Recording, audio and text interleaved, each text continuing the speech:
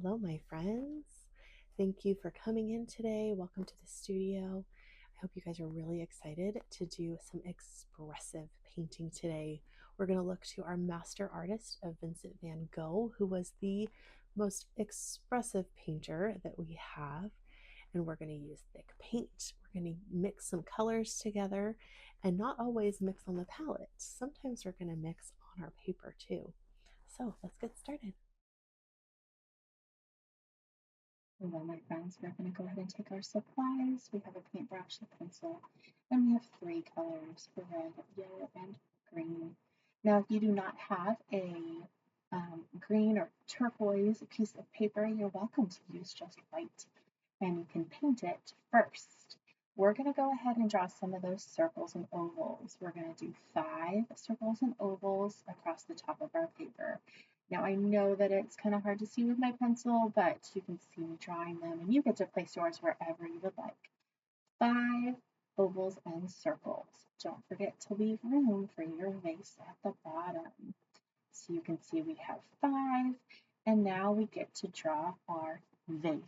It's going to be another large oval down at the bottom. I like to go over it a couple times just to see where I want to put it. And it's okay if it overlaps one of your circles. That's fine because your flower can hang over the top. Now we can go ahead and put the table in as well if you would like. Remember, it's going behind your vase. So make sure you draw it on both sides. Now we're going to go ahead and put our pencil away, and we're going to grab our paintbrush. We are all done with that pencil, so grab your paintbrush and your paint. You can use any size that you're comfortable with. I just have a nice round brush that I'm going to use, but you are welcome to use what you have on hand. We're going to work on making the color orange. Remember, orange is made by yellow and red. Just ignore the green right now. We're not going to use that. So I want to encourage you to take a large amount. Oh, wait, before we start painting, we got to get that brush wet. So make sure that you grab your water and get your brush wet, and then dab, dab, dab on that paper towel, or if you have a sponge, I like to call it SpongeBob, so you're welcome to dab it on that. So now back to our paint. Let's go ahead and grab a lot of yellow, lots and lots of yellow, and a tiny, tiny dab of red. Okay, do tiny, tiny dabs of red until you get your orange that you like. All right, I like to just keep adding a little bit and mixing, scraping the sides, rolling my brush around to make sure it's not all collected on my brush, and get the orange that we like. Now we're going to be doing a lot of different reds and yellows and oranges, so feel free to just have fun with it and start painting your flowers. I'm going to start by doing some of the middles. Okay, so I'm just going to follow those circles, and I want to encourage you guys, you can put on as much paint as you want. Remember, Van Gogh used impasto. Impasto means thick paint, and we may not be able to put our paint as thick as he did, but you can use as much paint as you can on your brush and glob it on there. That is how we can show the texture of paint like Van Gogh did. So once again, you can do the petals first, you can do your centers first, or I'm going to show you a little fun technique we can do in different orders. So we can do our petals first and then our center. We could do our center first and then our petals. And notice I'm just grabbing yellow, red, some more orange. I'm using all different colors and never washing my brush. All right, this one's going to be really fun. We're going to make this one look like it's kind of hanging on, we're seeing it from its side like some of Van Gogh's. So you're just going to start by doing layers of petals. And we might need to go back up a little bit to fill in some of those spots, and then we can just go over it again. Once again, use that paint, my friends. And doesn't have to be perfect. We're just showing all the different colors of red and yellow and orange and how we can make a vase of that. So let's go ahead and try the center again. This one is a little more orange from the top. Maybe add some more red in there and do some um, nice vibrant brush strokes. Practice which direction you hold your brush and how you lay it on your paper. That's how you can get some different shapes in your petals. Go over the top of that a little bit and maybe do some more petals. Because remember, these are sunflowers, and sunflowers have layers. So it's okay to do layers around your paper.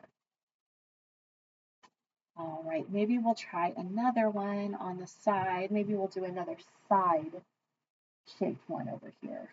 Another side shape. So remember, this is where we get our ovals, is when we're doing the sides. They're like ovals, right? All right. And then make sure it has a little bottom, because remember, it needs where it connects to the stem. But, you know, I like that big one in the center to overlap. So I'm just going to go ahead and make sure that it overlaps right there. Perfect. Now, we can do some dabs, or we can use the extra paint. Remember, our sunflowers have sunflower seeds in the middle of them, right? So you can do more like dots, if we would like to, in the centers. Or you can keep them as swirls. Van Gogh did a lot of swirl type strokes, so you guys are welcome to keep them like that. And if we want to do some little dabs, we might just dab along with some different colors, just to give it some extra texture, right? And once again, notice I have not cleaned my brush at all. Because we want the colors to mix all like that, right?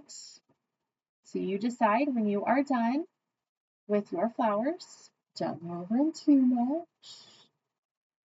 Have fun with it, my friends. All right.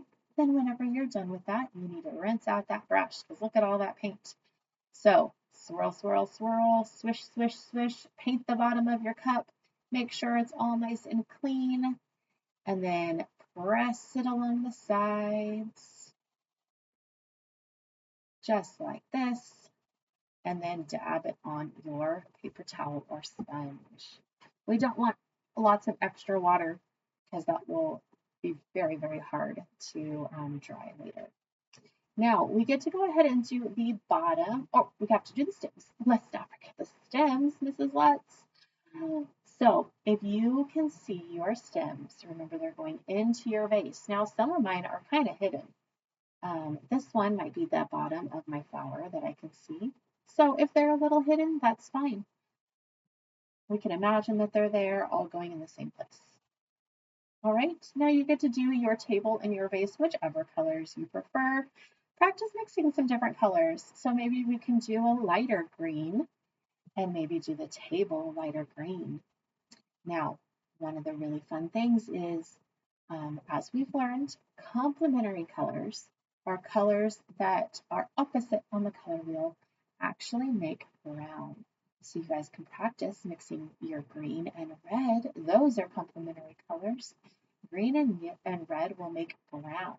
So I encourage you, if you need to, or if you want to play with that color, you're free to do that. I might do that for my vase and see what kind of a brown color I can make. But for this one, I'm using some darker green and some lighter green around my table to kind of show that my vase is sitting on it. All right, so once again, let's try some red with some green. I didn't clean my brush, so I'm just using all my colors that I have already, and I'm just going to mix, mix, mix and see what color I come up with. All right, and I may not even mix it completely, so I'll have lots of different colors in my vase. Remember, if you are painting on a dark background, like a turquoise paper like mine, then that adds extra color onto your picture. So keep that in mind as you're painting. We want to follow the lines of our vase instead of just going up and down and back and forth. Follow the curve. That helps make it look like it's actual curved object sitting there. And you can go around your flowers if they're covering them. If they're not, then that's so much easier for you. But if you have yours, just kind of curve, go around it. You can add some lighter spots with some different colors. You can add some darker spots. Just have fun with it. You can see I'm just putting some different lines, maybe how Van Gogh had his little line in there. This is a great chance to just use some different paint. Use up the paint that you have. And there you go, my friends. Don't forget to wash out that brush. Swish, swish, swish, swirl, swirl, swirl, and squeeze on the side. And then dab on your towel or sponge. Always cleaning, never leaving our paintbrushes in the water. I hope you had a wonderful time with this.